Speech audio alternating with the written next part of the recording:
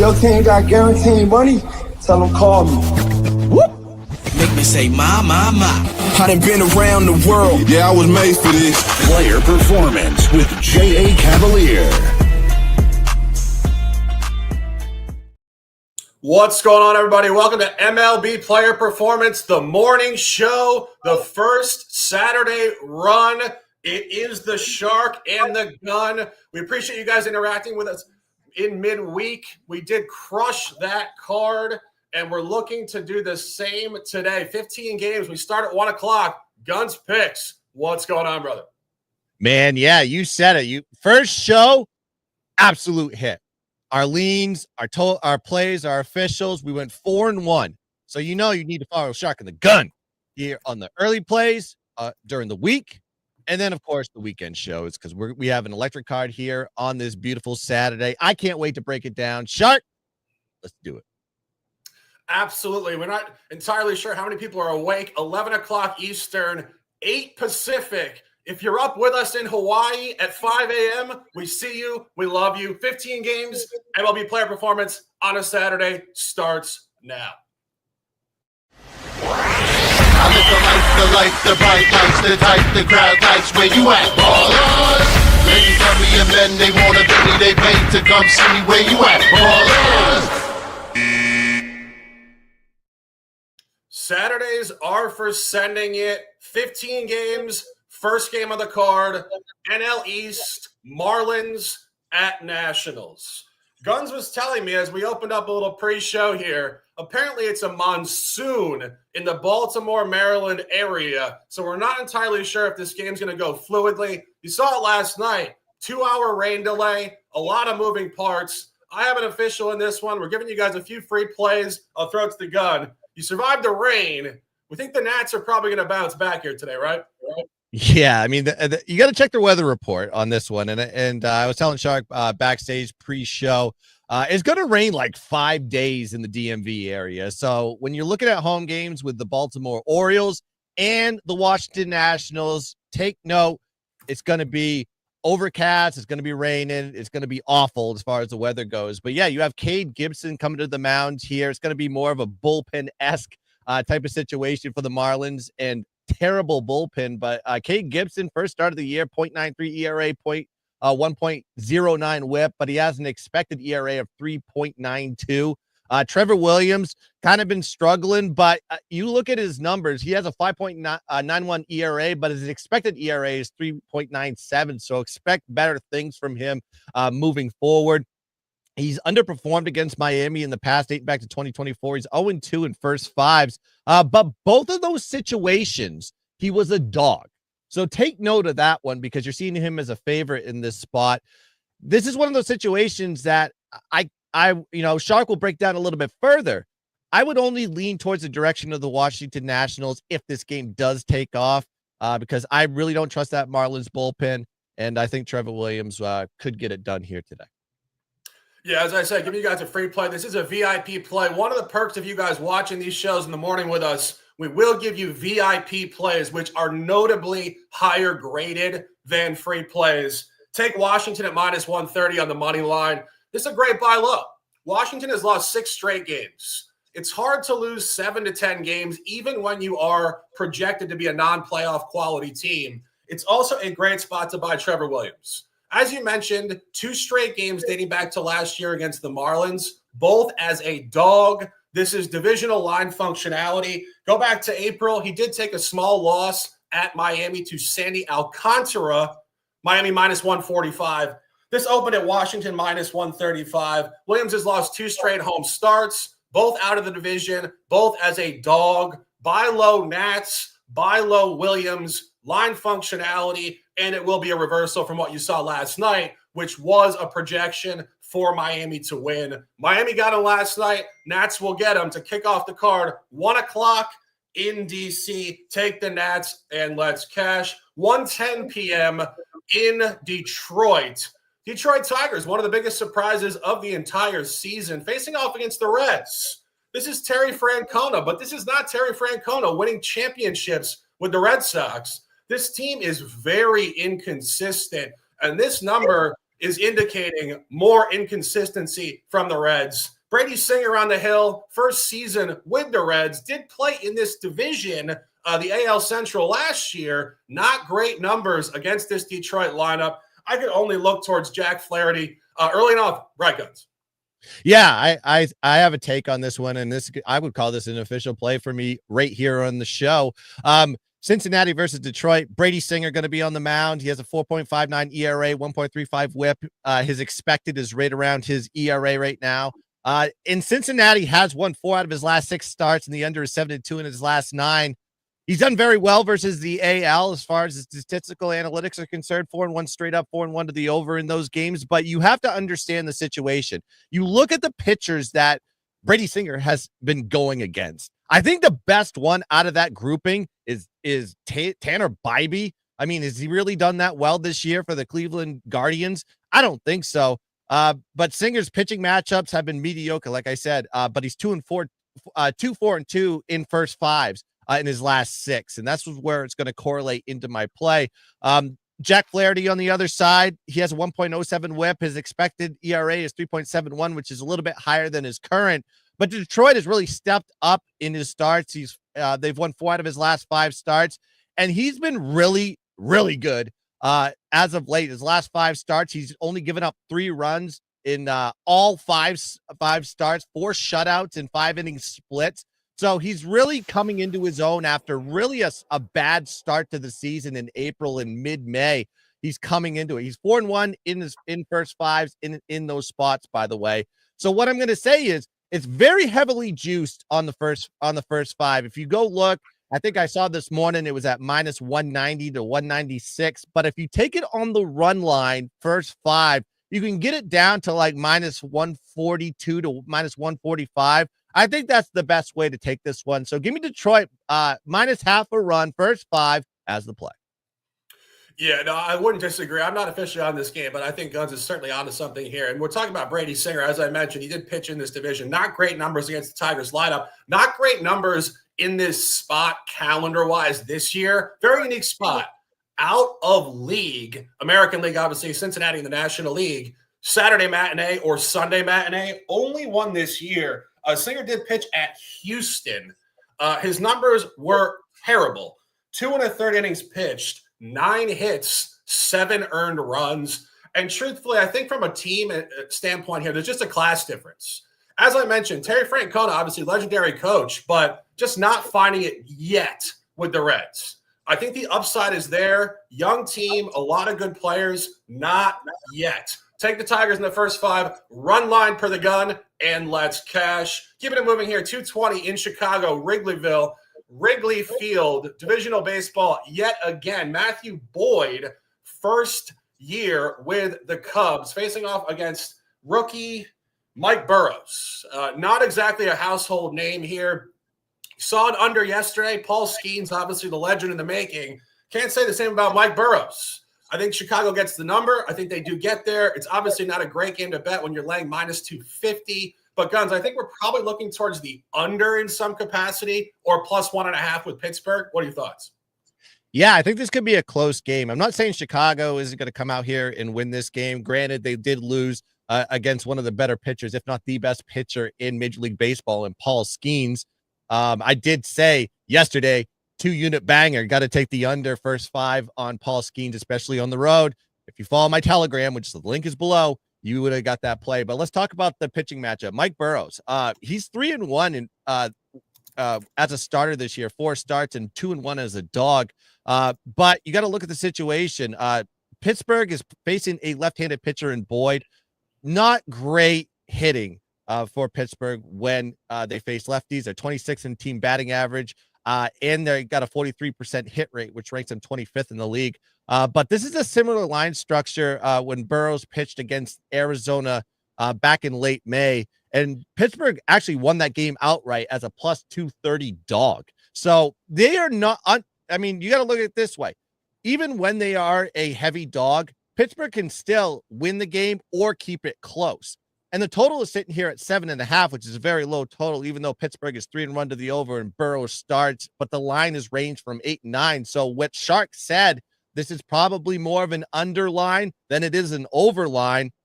And then just look at the some of the other statistics on the Chicago side with Boyd pitching. 0-3 to the run line in his last 3 starts, and that was against teams like Colorado, Washington, and Philly.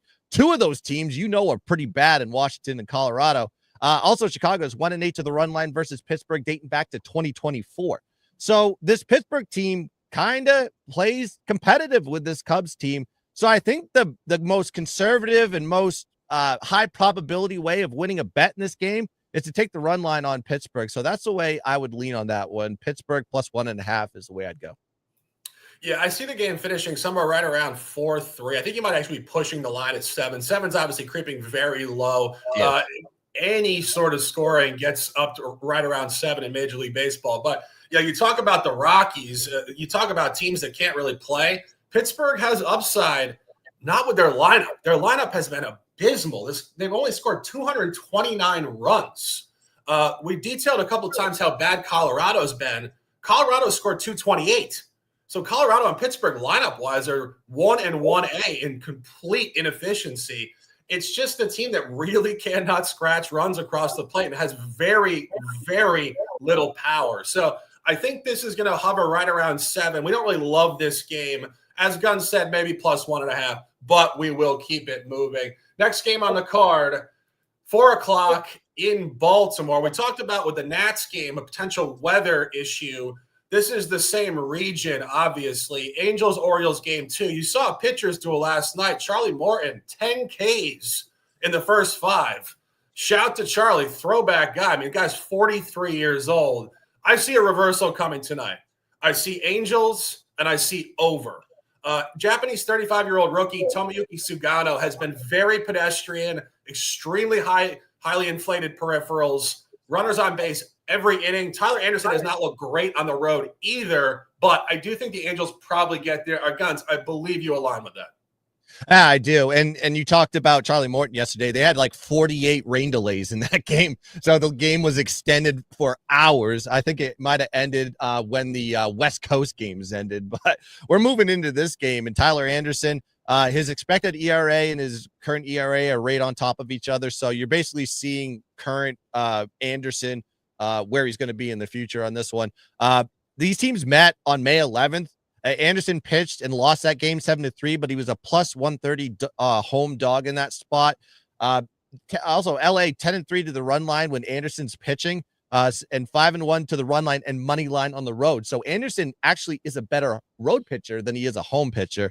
And just the run line versus the AL East has been a good number there for Anderson. He's 8-3 to the run line, date back to 2024 versus the AL East as well. So he plays competitive regardless. And you look at Sugano, he's pitched very well. He has a 3.23 ERA, but his expected ERA is 4.64. So there's projected regression with Sugano moving forward. Also, you got to look at Baltimore's ranked 30th in batting average versus left-handed pitchers. Of course, Tyler Anderson is a left-handed pitcher. They're also 29th in win percentage. They only have a 26% win rate versus lefties this season. And Sugano is better on the road than at home. You look at his numbers. He has a 2.85 ERA on the road. However, at home, 3.67. So he has some regression when he plays in Camden Yards, or Orioles Park, or whatever you call it now. Sugano is also 1-3 in his last 6 starts during day games too, if you want to use a day-night type of variance there. But I think the best way to play this is to split it.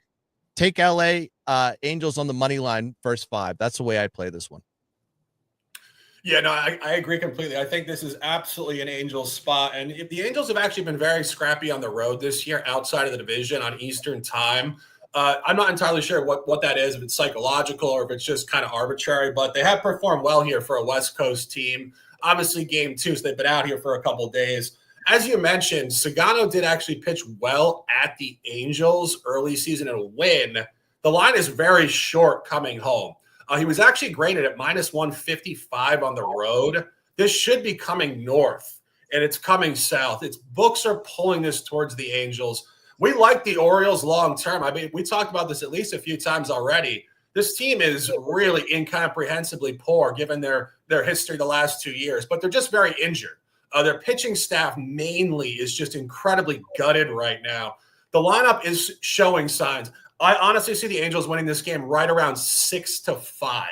So if you want to bet this game, take the Angels, and we'll keep it moving. 4 o'clock as well. Most of the games on Saturday are at 4 o'clock. Couple at 1, couple late night, but a big cluster at 4 o'clock. Blue Jays at Phillies, Citizens Bank Park in Philadelphia. Game 2 of this series. Last night you saw Kevin Gausman get absolutely lit up by Ranger Suarez and Kyle Schwarber. 3-run shot in the 3rd inning. Thank you, Kyle. We had Phillies. We love it. Today, I don't entirely know how to read this game. These pitchers just faced off north of the border in recent memory. Christopher Sanchez, Bowden, Francis. Sanchez is a great home pitcher.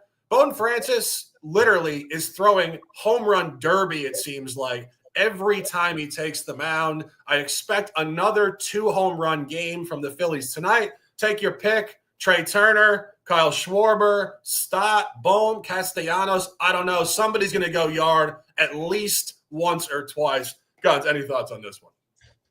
It's Philly or pass on this one. I don't trust Francis at all. He has a 6.12 ERA, though his expected ERA is kind of right around there. So this is kind of a guy that the Phillies can really thump on. You could have some weather issues as well, as this weather here is kind of like transitioning. I'm only 2.5 hours from Philly, so we could see some weather situations in that game as well. But when you look at Christopher Sanchez, he's 8-1 straight up in his starts when the money line is -150 or more. Of course, this is a heavily juiced line in this game, and he's 7-2 to the run line. And if you kind of go shop around on the run line, you can get plus money on the run line on this situation. But like I said, 7-2 to the run line when he is a heavy juiced favorite. In his last 9, the total is a toss line to me. 8, 9 is kind of the line where it's either over and under with Christopher Sanchez in this spot, and with the weather issues, it's kind of hard to try to figure that one out. Even though when you look at Francis, they lost to Philly 8-3 already. In that game, he was a plus 115 home dog, and the line was like 8.5 in that situation. So Francis has already been pelted by the Phillies, and now you're going to go switch here. They're a plus 150. He was a plus 115 home dog, and now you're seeing him as a heavy dog in this situation. I think this is a line where we're looking at the Philly side more than we're looking at the Toronto side. So the only way I'd play this is it's just a lean on this one, but I would probably take a chance on this one and just take Philly run line to get it on plus money. Yeah, as I said, tough game. Something about this game for me says that Toronto keeps it close. And I think statistically, interestingly enough, because these teams are obviously out of division, out of league, so they shouldn't really have a ton of matchup data. Sanchez has actually faced Toronto 3 times in the last 2 seasons alone. When I was handicapping this, I was actually shocked. I think he's actually due to give up more runs. In those 3 starts, 20 innings pitched, only 4 earned runs, which of course seems elite. 16 hits, 6 walks. So his whip is north of 1, yet he's only given up 4 earned runs in 20 innings. I could see a first 5 over here because I think Francis does get hit. And I think Sanchez is just so due, given this data that we see here, to give up runs to the Blue Jays. First 5 over is 100% the best look for me in this game. I'm looking at it now. Gunz, do we have a number on that? Is it 4.5 or 5, I think? On the first 5 total? Yeah, I'm pulling it up here now. We're live capping this, guys. And this is the beauty 4.5. I love it, man. This is how we do it. We're cooking in the lab. I'm seeing 4.5 on the total here in the first 5. Okay, yeah, I'm just gonna pull it up. I'm looking at DraftKings here now. Okay, total runs first 5 innings, 4.5, 120. They have over 5.5 at plus 140. I think the over is the best look here, as I said. And just one other point on this as we open up this 4 o'clock window. The 4 o'clock games on Saturdays oftentimes seem to find the pitchers in uncomfortable spots. And, my guy Daryl says, we've been crushing basketball. You absolutely know that, no doubt. But it's all about environmental analysis. And something that I talk about in basketball all the time is when you find guys playing at a weird time, it just changes the environment of the game. It's a totally different type of handicap. And in baseball, when they pitch at 4 o'clock, these guys just don't have their usual level of efficiency. I think it's a routine shift. They're not used to pitching at this time. And I also think it's the light in the stadium. The light in these stadiums coming over the top of the facade oftentimes really kind of screws up the pitchers and is advantageous for the hitters. So first 5 over, best look in this game. Keeping it moving, we got a couple games today that are just really kind of uncappable, just really inflated lines. And that is a snapshot to some of these teams in contemporary baseball being just really, really poor. We said it with the Pirates only scoring 229 runs so far. Well, look no further than the Rockies only scoring 228, 410 here. Excuse me, wrong prompt there, my bad. We can roll with the White Sox Rangers and we'll flow through. Jacob deGrom on the hill. White Sox also historically terrible, maybe showing more upside than the Rockies. I don't know about today. Jacob deGrom laying minus 320, which is just kind of a joke line. You don't expect these guys to lose, but you don't love laying 3.5 to 1 when if it ever did go wrong, all of a sudden you're out 3.5 units only to win 1. I think the best conversation of this is basically just like handicapping strategy 101. Just don't lay these numbers, right, Gunz? Yeah, don't take your chances on almost a 4-1 shot on the White Sox here. Vasil, whatever his name is, he does have a 2.18 ERA, 1.26 WHIP, but his expected ERA is 4.92. This is only his second start of the year. That's probably why there's such a delta there between his current and his expected. He's already played a AL Central team. That was his first start. 7-5 loss. The total in that one was 9. You're seeing a deGrom line. This is, if you look at all the deGrom lines, they're 7 to 7.5 on the total. This is the heaviest juice line that he's had all season. Granted, he's playing the White Sox, so obviously, I didn't even look at this game very hard. Just knowing, I tried to look at the total on this one, just thinking there might have been an opportunity there. But when you look at deGrom games, it seems like the books are pretty keened in on just making it 7.5 and making you guess. So I passed on this game completely. I don't really have much else on this one. Yeah. As I said, these games are just really tough. This is just the unique nature of baseball, too. We don't see this in other sports, obviously, with these inflated lines. And, the crazy thing about these lines is that, if you decide you want to lay the run line, you come all the way down from minus 348 to minus 143, which is not necessarily the books telling you, hey, we're giving you free money on a cheaper price at minus 1.5. What they're telling you is they're not going to lose, but it could be a one-run game.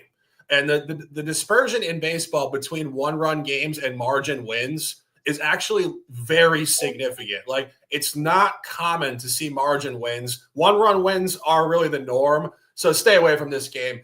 Keeping it moving here, 4 o'clock in Atlanta. As I mentioned, Rockies here on the road. This is a historically bad Rockies team, but surprisingly, Spencer Strider on the hill, coming off a significant injury, 0-5 on the season. I mean, at some point, the guy's got to get a win. Unfortunately, you have to pay $355 to get there today.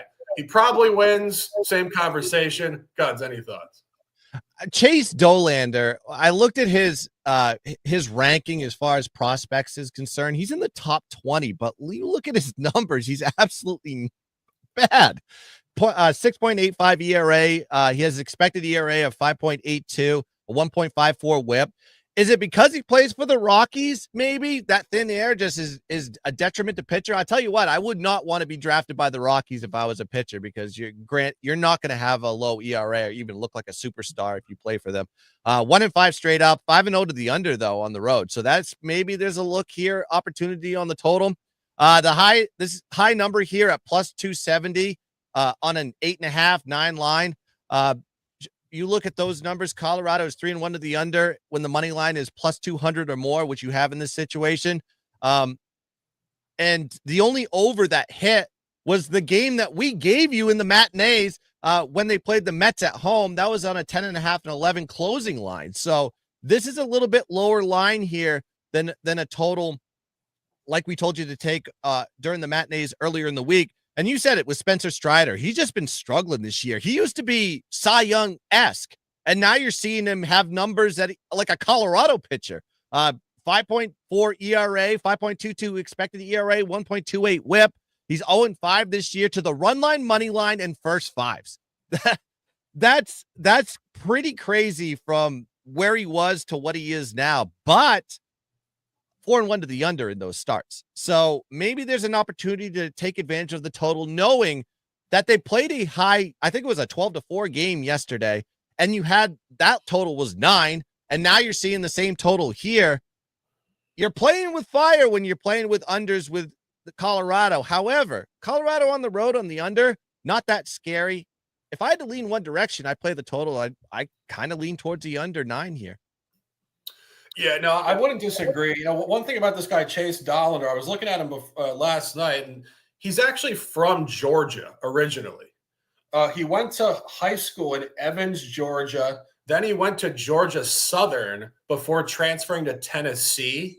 So you know he's going to have a ton of family in the stands tonight, which could go one of two ways. He'll either pitch amazingly or he'll be more nervous. We don't entirely know, but he hasn't been bad on the road. That's really the key point. As you said, getting drafted by the Rockies is like a death sentence for pitchers.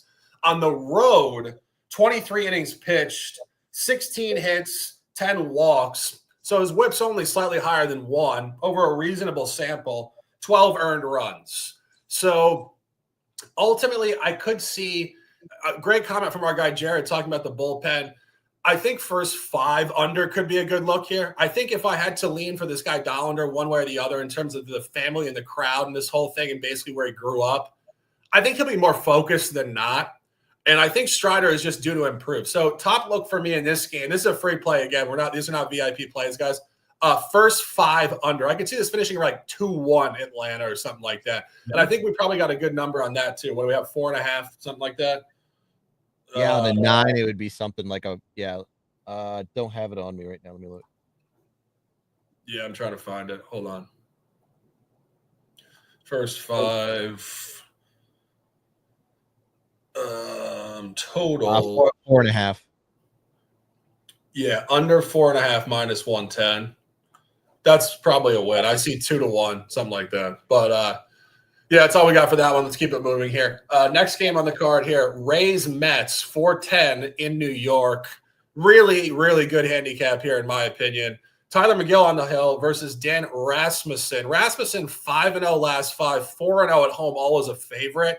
This is the opposite environment for Rasmussen. And the Mets off a loss last night, 7-5 Rays. Mets have been very good at home this year and very good off a home loss. I can only look towards the Mets. Gunz, any thoughts? Yeah, I agree, and I think there's a good situation where you could take advantage of the total here. Looking at the numbers, but you're seeing Rasmussen as a dog here, kind of not the typical number that you would see when he's a starter because he's 5-0 straight up and 6-0 to the under in his recent starts.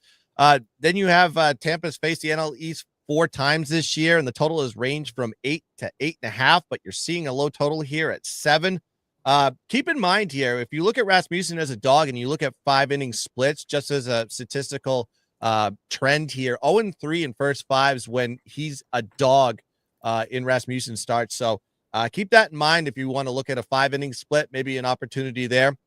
With McGill, his ERA currently is right around his expected ERA. So you're basically seeing true McGill here. McGill really has been an over pitcher. Last 10 starts, 8-2 to the over. But when you look at New York Mets, 3-1 to the under when the total is 7.5 or less. So I think they're trying to trick you here into taking an over, knowing that the trend and it's been very high scoring with the Mets when McGill's been the pitcher. Look how he's done against the AL East this year. He's had 3 situations where he's faced AL East teams. He's 3-0 to the under in those situations. So the total, I think, is justified to the fact that McGill has pitched very well against the AL East. You have Rasmussen, that may be some regression there. I can't talk you off taking the New York Mets here, money line, but I like the total here at under 7. So, yeah, that's the way I'd go with this one. Tampa Mets under 7. Yeah, you know, I was saying ultimately in terms of their home versus road efficiency, the Mets are actually 27-8 at home. I mean, you talk about an absolute unit. That's an incredibly high win rate. And just one final point on this. As you mentioned, McGill has performed very well against the American League. One unique home start, April 4th, Friday night. McGill hosting the Blue Jays and Kevin Gausman. Gausman and Rasmussen are very similarly graded, high upside right-handed pitchers within the AL East. Same exact number. Mets minus 130 and the same total, 7.5. 5-0 win for the Mets. Top look in this game would be the Mets and keeping it moving. Next game on the card, Astros hosting the Twins, 4 o'clock in Houston. Ultimately, a pitcher's duel that really is of high class here. Joe Ryan at Hunter Brown. These guys actually faced off in Minnesota early season, and it was a 5-2 Houston win. I think Houston probably gets it done again. I got some good stuff on Joe Ryan as a fade. Gunz, any thoughts? Hunter Brown's been a great pitcher this year. I think he's coming to his own, becoming a class star in MLB. But let's look at Joe Ryan here for a second. 2.96 ERA, but is expected is 3.24.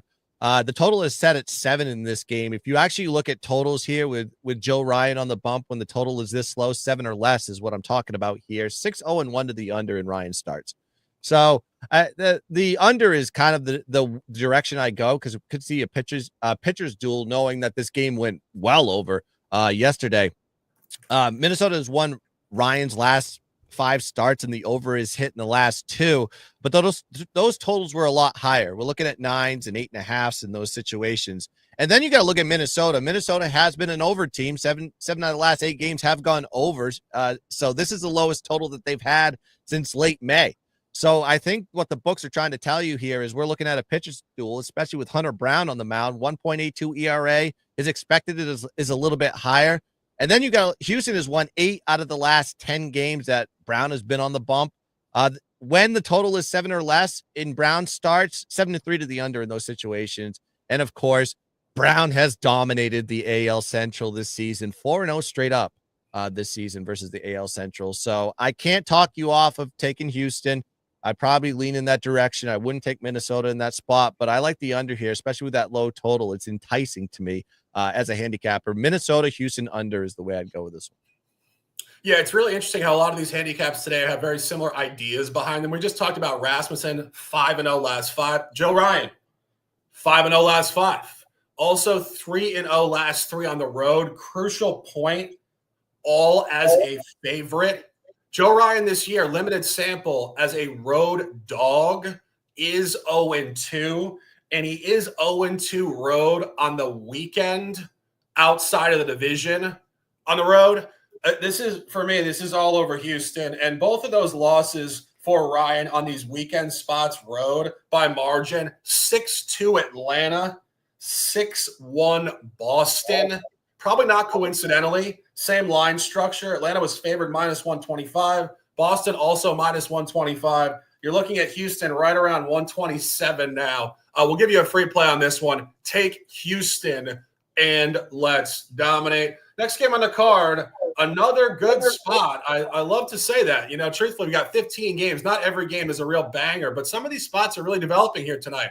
Kansas City, Michael Lorenzen hosting the A's, Jacob Lopez. Jacob Lopez, very limited data, first year as a starter. Michael Lorenzen, mid-30s, actually performing well this year at Kauffman Stadium. Gunz, I can only look towards the home team here. Any thoughts? Yeah, when it's heavily juiced like this and seeing the ERAs from both of these guys, it's a little bit suspicious. I put up the red flag here on this game. Jacob Lopez, 6 ERA, but his expected ERA is 4.19. Similar with Lorenzen, he has a 4.94 ERA, and his expected ERA is 4.19. So identical expected ERAs. But when you look at Lopez, 5 starts under his belt. He's 1-4 straight up as a starter. This is a similar, and then the total is kind of a toss line to me, 3-2 to the over in Lopez starts. But I think the direction is the side on this one. The only way to go with this one, because KC is 3-1 straight up in Lorenzen starts this year, and the under has been 3-1. So, like I said, the total is kind of a toss line to me. But I think when you look at the line juiced up here for Lorenzen, it's telling a KC story more than it's taking a athletic story. And of course, the Athletics taking them on a side is risky, especially it's almost like taking the Rockies or you taking the Nationals. A lot of these situations. I'm only going to take the KC side on this one. That's the way I'd go. That's just a lean though. Yeah, we'll give you guys a free play here. Take KC first 5 on the run line. I'll get a price for you guys there. But this is where you want to fade this young pitcher, Jacob Lopez. Very polarized home versus road. Home, he's actually been very solid. 15 and a third innings pitched, only 6 earned runs. Only road start this year. Similar spot outside of the division at a different time zone at Toronto. 1 2/3 innings pitched, 6 hits, 7 earned runs, 2 home runs against. And you're talking about Oakland. You saw it last night. That was just Luis Severino, who has become a very good road pitcher for Oakland this year. He pitched great. And crazily enough, the Oakland bullpen still almost gave the game away. And I think oftentimes when you see stuff like that, KC's bats awakened very late last night. I think they'll come out ready to go and really pounce on this guy. And Michael Lorenzen, as you mentioned, 3-1 at home straight up. He's actually had some very solid starts here. And final point on this, in terms of the line, we're sitting right around 160. That game that Lopez did pitch at Toronto, it was Jose Barrios. He laid -160. Same line, same corollary. That was a 12-0 Toronto win. Final point on this, Kansas City went to the playoffs last year, and they are sitting 34-36 under 500, 4 consecutive losses. It's where you want to buy this team. They're really at a bottom out point in the year. Outside of this 4-game losing streak, if you go back about a month, they've been awful for about a month. And this happens. And, I didn't play pro baseball, neither did Gunz, but we do know psychology, and I listen to these guys talk. Oftentimes you'll hear guys in mid-August just say, you know what? That month, we were not connecting. Our energy was off. We weren't getting hits with runners in scoring position, small window variance. This team is due to improve. They're a significant buy team going forward. Definitely look towards them in the first 5 here, and let's cash. Keeping it moving, more 4 o'clock baseball. As I said, the majority of this card today is at 4 o'clock. This is actually a national game. Fox Sports 1, 4:10, Cardinals, Brewers, NL Central. Cardinals, talk about clustered teams. The Cardinals looked very pedestrian early season. Then they got super hot, and now they're super cold. You talk about inconsistent pitchers. Andre Palante is, in my opinion, very hard to predict start to start. Jose Quintana, journeyman, veteran, smart pitcher, pretty inflated whip, doesn't really go deeper than the 5th inning, seems to be pulling a lot of wins. I think he's kind of due to get hit. I could see the Cardinals winning this one. Cardinals also on an elongated 6-game losing streak. Gunz, any thoughts? Yeah, you said it. 6-game losing streak. They're also 3-6 in their last 9 road games. This is a tough team. It seems like you think you're on the right side of the St. Louis Cardinals, and then they just do what they've been doing in the past 10-game sample size and just absolutely give you nothing as far as offensive production is concerned. We got Jose Quintana. He is a lefty. If you look at how the Cardinals hit against lefty, kind of middle ranking, I think they're 14th or 15th in the league as far as hitting there. And also their win percentage is 50%. That's why I think it was kind of a little bit of a coin flip type of line. The expected ERA is high with Jose Quintana. He has a 3.86 expected ERA, but currently has a 2.66. So keep that in mind. Also, Milwaukee is 0-3-1 in first 5s in Quintana's last 4 starts. So maybe there's an opportunity to split this in half and just take St. Louis in the first 5 type of situation. However, St. Louis has burned me too many times. So when I looked at this game, as much as I love taking divisional opponents because there's a lot of data when you see matchups like this, including maybe even situations where these pitchers have met in the past, this one I just passed on. Yeah, and the Cardinals, for all these ups and downs, ebbs and flows, they just are not very good on the road. Most of their efficiency this year has been at home, 22-14, 14-20 on the road. I want to get there with the Cardinals at some point. As I said, this pitching matchup is very unpredictable. We just tell you the truth on this show, MLB player performance. We don't love this game. Keeping it moving, 7:15, Fox National, Yankees, Red Sox, game 2 of this series. Obviously, historically, a massive rivalry, totally rebooted. Red Sox with a very young team just called up their top prospect, Roman Anthony, the other night. He has not hit the ball yet. He will, of course, eventually, but just a very scrappy young group. One of the best buy low teams in the sport statistically. 17 one-run losses, plus run differential, and sitting here under 500. When you're actually a game under 500, but your run differential is plus 19, should tell you a story. I honestly don't really have a great take on this one, but I think the Red Sox are a sustained buy team. Gunz, you got the hat on. People need to know. Gunz is a Red Sox fan, but he is objective. What are your thoughts? Yeah, I'm not afraid to bet against my team. Come on now. I've done it plenty of times. If you've seen my free play videos, I've done it. I'm not afraid to go against them. But in this situation, it seems like the Boston's kind of had the Yankees number as of late. They're going against Rodon. Rodon has a 0.69 expected ERA, which is a little bit less than his current ERA. We already have a sample size because these two pitchers matched up already. Sunday Night Baseball last week. Yankees lost that game 11-7. There was a minus 232 money line favorite in that game, and the total was 7.5. And Dobbins got the win in that one. Now you look at Hunter Dobbins, young pitcher, just fresh in the league. He has a 4.2 ERA, but his expected ERA is right around that line. Boston is 4-1 at home when Dobbins is the starter, and they've won his last 3 starts. In his previous start versus New York, including that previous start versus New York. I'm sorry about that. But you look at his whip, it's 1.26 currently. So so everything is kind of averaging out to what you're going to get, basically the same thing you've been getting in the previous 4 games from Dobbins in this situation. But Rodon is a lefty. Boston is ranked number 1 versus lefties in batting average and RBIs. They do have a 50% win rate against lefties this year, but they do produce runs against lefties.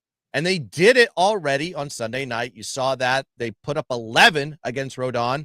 And when I said the line was 7.5 in the previous game, and now you're seeing it here as 8.5, may jump to 9 by the start of this game. Who knows? But right now it's sitting at 8.5. It's kind of telling an over story to me. So if I had to lean on this one currently, I would say New York, Boston over 8.5, knowing that last night's game went to 10 innings and it was 2-1. I think we're looking at a little bit higher scoring affair here on Saturday. So yeah, the way I take this game, I wouldn't take it on a side, but I take the over 8.5. Yeah, and you saw, as you said, Carlos Rodon did pitch against the Red Sox recently. 11 runs for the Red Sox, and that went 11-7. I don't really see a repeat there. I don't think we're getting to 18 runs tonight. Tough game for me here. A really tough game. I think Carlos Rodon, from a motivational standpoint, he's going to take note that he just kind of got shelled at Yankee Stadium against this division rival. I think he'll be more locked in. And we've also seen Carlos Rodon situationally pitch very well on the road this year as a favorite. I don't like fading the Yankees here tonight. I think the Yankees do bounce back. I think Dobbins, again, flirts with it. He's got inflated peripherals. This is just another snapshot to some games. We don't really like the price of the game. When you're sitting here right around minus 180, you're basically paying 1.8 to 1 just for a 1-run win. It's just not what we love to do. And again, it's very specific to baseball only, and actually hockey too. Hockey and baseball are very similar in terms of the way that you bet the sport: money line versus puck line and run line. Of course, Bernsey in the background just smiled on a Saturday, I'm sure, but I don't really have anything on this one. I think it's a tough game. Just watch this one, enjoy it, and take Gunz's comments and run with those. Keep it moving. Also, national game here. I guess the market is split here, East-West Coast. Padres, Diamondbacks, 7:15 in the desert. This is, I believe, 4:15 local down there. Zach Gallen versus really an unknown pitcher, Bergert. I'm not entirely sure what the story is there. Gunz and I were talking about this before the show. I think this is just a snapshot to the Padres being injured in their staff. Yu Darvish, Musgrove, King. This guy's not supposed to be in the rotation. He's actually 2-0 in his 2 starts, both 1-run wins, 3-2 in extras, backdoor late in the division at San Francisco, and 1-0 against Freddie Peralta in Milwaukee last weekend.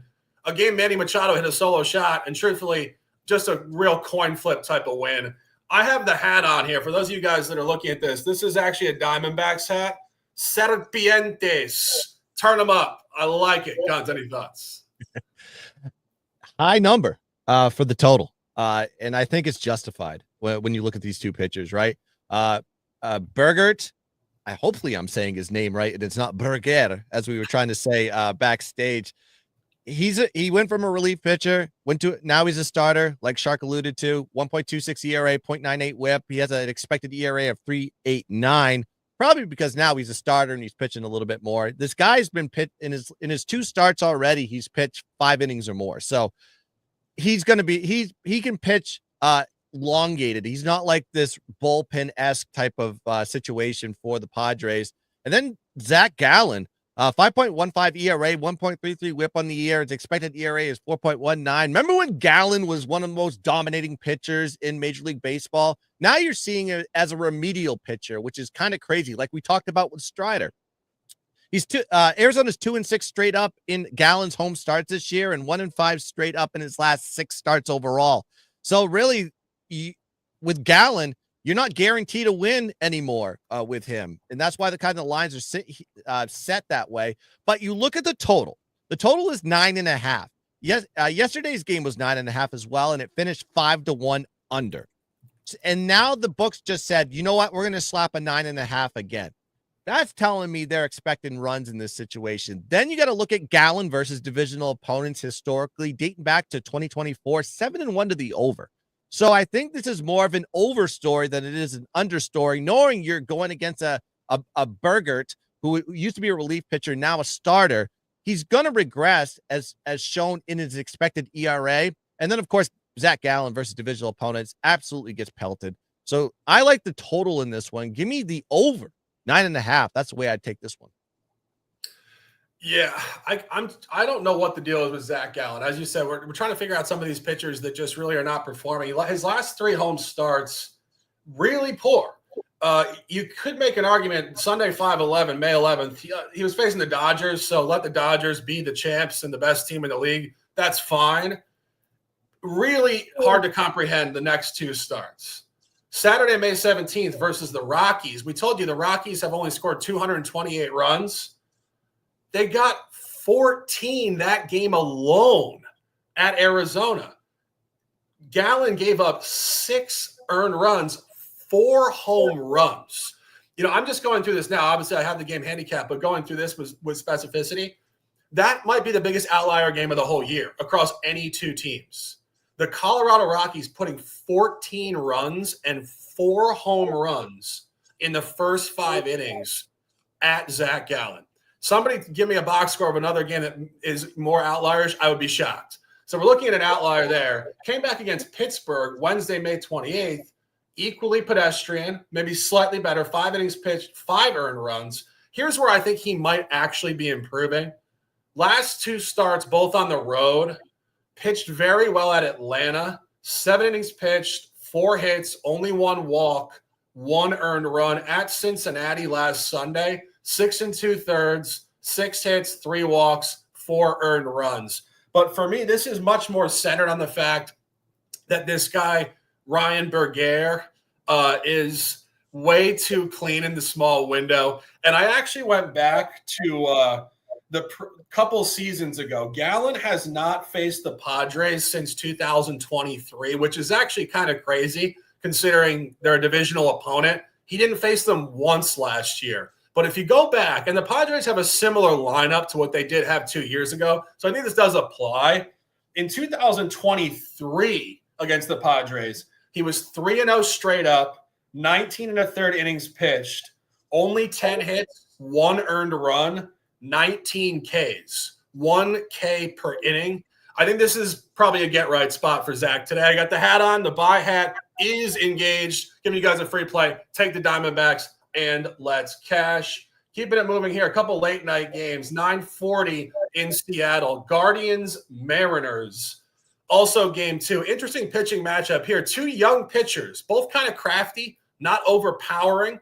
It's actually kind of interesting in my opinion. If you think about 2 pitchers that kind of mirror each other in terms of their age, their career arc, both righties, both not big, tall, overpowering guys. Tanner Bybee, George Kirby. It's basically the same guy.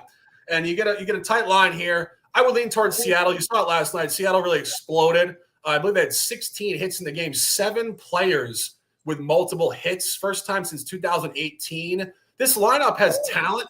This team has been injured in their pitching staff. Obviously, I think Logan Gilbert's coming back soon. Kirby only his 5th start of the year. Looked terrible the first 2. Last start looked like an ace.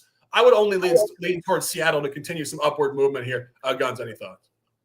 Yeah, I looked at this in every single angle. I didn't really have an official play here, but I can't talk you off of the Seattle side because Cleveland is 2-4 straight up in Bybee's last 6 road starts, 3-0 to the under in those situations, especially when he's a dog. So maybe a total look. However, on the other side for Seattle, Seattle is 4-1 to the over versus AL Central teams.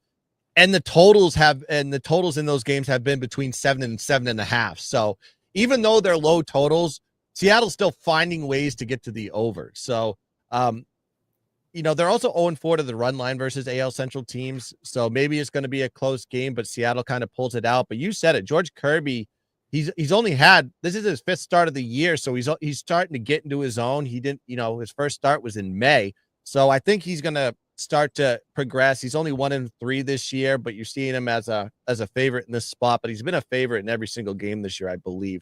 So his expected ERA is actually 4.28, which he's sitting at a 6.53 currently. So even the expected ERA is saying he's going to get better as the starts come along. So maybe this is more of a Seattle story than it is a Cleveland story.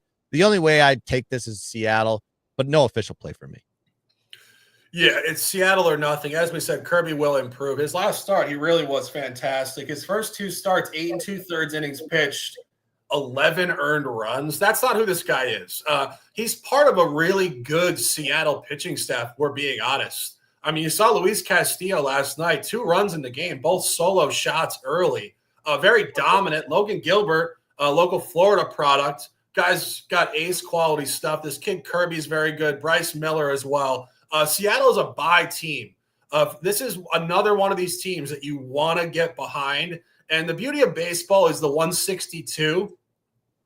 So when you get behind a team that's going to go north, they cluster and you can win 15 units when they go up because just betting them every day over like a 30-game window, they're going to really cluster up. And it's kind of the polar opposite of pro football. I remarked on this a few years ago, but I thought it was pretty interesting how you get 162 in baseball. Of course, now 17, but before 16 in football. So you literally get 10 times the amount of games in baseball, which means 1 football game is equal to 10 baseball games. So just think about that from a cluster effect. 1 team winning 10 games is like 1 team winning on NFL Sunday. I think we're looking towards Seattle here tonight, 100%. Our guy Daniel Flathers says Cleveland, Seattle under 7. I agree. I actually have the game to hit 6 runs. I think you might see a pitcher's duel here tonight. And obviously we said Seattle last night really exploded with the bats. Maybe not sustainable here. Gunz, did you say anything about the total? I said that's the way I wanted to go, and I kind of was in that direction yesterday. But of course, Seattle just went all ham on as far as the bats are concerned. But yeah, they've just done very well versus the AL Central. That's as far as hitting production. That's kind of where I'm a little bit hesitating to take the total in this one, knowing that the range against the AL Central this year has been 7 and 7.5 when Seattle has faced them. Over is 4-1. Yeah, I'm a little bit hesitant to go in that direction, knowing that Seattle kind of dominates these AL Central teams. Maybe a different situation today, even when the books just said, you know what, we're still going to slap a 7 on there. And they continue to do it over and over again, seeing maybe the pendulum could swing the other way and we start seeing some unders out of this one. But I just completely passed. I just want to see a little bit more of a sample size here from especially Seattle at home. It seems like a lot more overs have happened than unders. Yeah, it's an under number. As I said, I have it projected to hit 6, keeping it moving. Final game on the card, 10 o'clock in LA. Dodgers hosting the Giants. Dodgers last night really had a lifeless effort. Logan Webb looked great. A young player for San Francisco hit a grand slam off Yamamoto. I think this is where the Dodgers probably bounce back. I mean, you talk about some of the best spots in the sport that don't require extremely detailed thinking and evaluation. When the Dodgers lose a home game, buying them the next night just makes complete sense. Clayton Kershaw has not been good this year at home, actually far better on the road. I think that would lean towards probably more runs. And Gun, I believe you align with that. Yeah, I think this would be an official play for me today. I love the over in this one at 9. I'll tell you why. You look at Landon Rope in this one, 3.29 ERA, 1.36 whip, but he has an expected ERA that's just a little bit higher than that. San Francisco's ranked 24th in team batting average versus left-handed pitching with a 48.6% hit rate. That's ranked 18th in the league. But I think this is going to tell an over story because San Francisco's 1-4 straight up, but 4-1 to the over in Rope's last 5 road starts.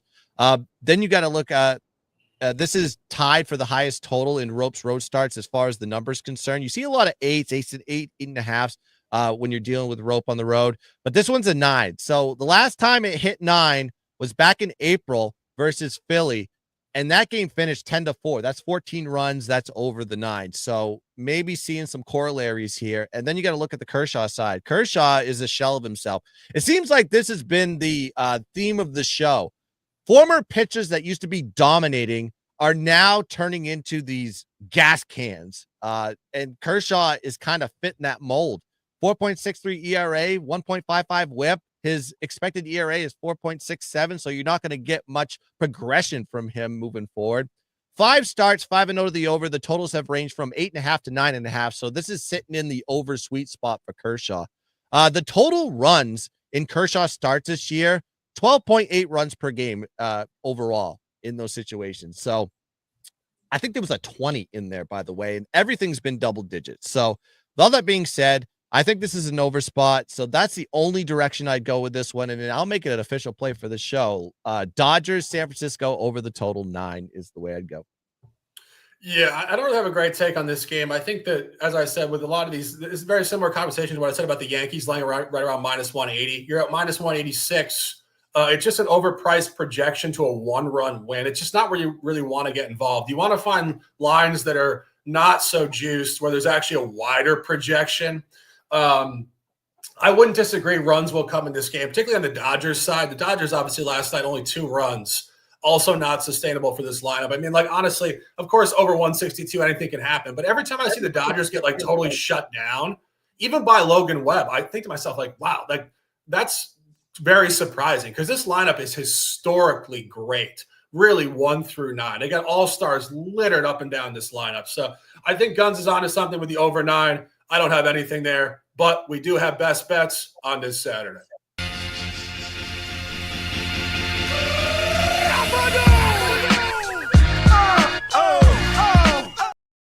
The first Saturday edition of MLB Player Performance, the Shark and the Gun. Gunz, you got 1 or 2 top plays, I believe. Yeah, so I'm going to give 2 out here for my best bets because I really do think I love that Detroit first 5. We talked about it earlier in the show. It's Flaherty. This is a pitcher that Brady Singer has not gone against. Granted, he's 4-1 straight up versus the AL this year, but he hasn't gone against a Flaherty. He hasn't gone against this strong Detroit team. So Detroit minus half a run first 5 is the way I'd go with this one. And then the last play that we talked about, that Dodgers San Francisco over 9. I love that play today. You have 2 pitchers that give up a lot of hits, give up a lot of runs. The over is hit last 5 starts with Kershaw. Kershaw is not showing any sort of progression moving forward. He has a 1.55 whip, so expect more runs to come out of him. And he's going against a Dodger lineup that can absolutely hit the ball. So even if he pitches bad, gives up 4 or 5 runs, that Dodger lineup can put up 7. So I think this is going to go over here. So those are the 2 plays I give out here as my best bet. Give me the Detroit minus half a run first 5 and the Dodgers San Francisco over the total 9 as the 2 best bets. Yeah, I've given out a few here. We've given you guys a ton of stuff, obviously 15 games. And something that Gunz and I were talking about before is that this is when baseball gets really good. We're over 2 months in. We have a lot of information. It's really coming into a good point of detail. First free play, Washington minus 130. First game on the card. Williams bounce back. All of it is really connecting. Also taking the Astros at minus 113 money line and the Diamondbacks. I actually dropped this in VIP overnight. It's gotten steamed significantly up to minus 172. A couple guys said didn't expect the D-backs money line. I will say this, as I said, one of the things that's really crucial about baseball is understanding that there's a buy low element and a sell high element over this extremely large sample. Like, truthfully, Gunz, when you said that Kershaw and we were talking about Strider and Gallen, really interesting because Strider's only like 25. Gallen's 29. Kershaw's 37 or something. So Kershaw is he's definitely like past his prime at this point. I think Strider and Gallen will find it, and that's why we're buying that side. So those are the 3 top free plays. We got a bunch of other stuff in VIP if you guys haven't signed up, and we did give you guys a bunch of other looks throughout the show. Gunz, let's do a quick parlay, and then we'll get out of here. Let's do 7 legs. We got 15 games. I mean, we could do 40 legs, I swear. But give a couple. Okay. I agree with you on that juice number there for the Arizona money line. I think you got to put that in there. You can get it actually at minus 166 on FanDuel right now. So shop around. You can get it under that 170 threshold. It is a little bit juicy. I'm not a guy that used to take a lot of things over minus 150, but I mean, you put enough cash on it. Cash is cash, right? So I like that over on the Detroit game. The Dodgers, San Francisco over 9. I like that one as well. That Kansas City one too, money line. It's a good one to put on there. What do you think? Totally agreed. Okay, so we'll go with KC at minus 164. I like that Toronto Philly first 5 over 4.5. Might as well slap the money line on there too. Full game for Philly. Hold on, let me write this down. Which one, Philly? Yeah, Philly just throw it in. I'm a little sketched out by Philly here today. I think that there's something about this game that speaks to Toronto finding something, particularly because remember what I said? Sanchez has 3 starts against Toronto in the last 2 years, and he only has 4 earned runs, but his whip is way higher, and it's a 4:00 start. I think he's going to kind of struggle today. So I think both pitchers are going to struggle early. You're going to see an over there. What else? I think we just throw in the Braves money line because Strider's got to win a game. If he can't beat the Rockies, then we'll take this parlay and lose. I mean, it could be a break at this point. Atlanta minus 355. Jacob deGrom is not losing to the White Sox. We'll take that too. Minus 348. Gunz, give me a couple more here. Let's go. How about that first 5 for the Angels? What do you think of that one? I like that. What was that number? For the money line, let me look. Let's see where it's at.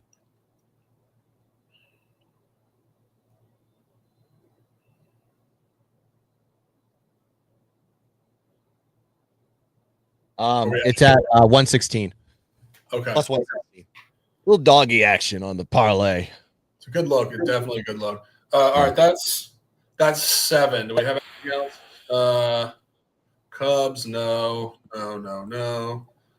We'll put the Mets in there. Mets minus 137. All right, so 8 legs. 8-leg parlay. This probably pays over plus 2,000 easily. Arizona minus 166. San Francisco Dodgers over 9. KC minus 164. Toronto Philly first 5 over 4.5. Atlanta minus 355. The Rangers minus 348. LA Angels 5 plus 116. And Mets minus 137. That is MLB player performance on this Saturday. Gunz, give them some words. Give them a plug about yourself. Tell them something people don't know about you, and I'll close it out. Well, I like long walks on the beach, some tequila sunrises to a little yacht rock. No, I'm just kidding about that one. Yeah, you can just follow me on Telegram. Why Lose Gunz. Go check that out.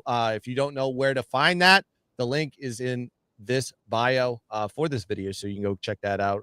Giving free plays for today, so building up the community for the gun disciples, as I like to call them. So yeah, you can go check me out there.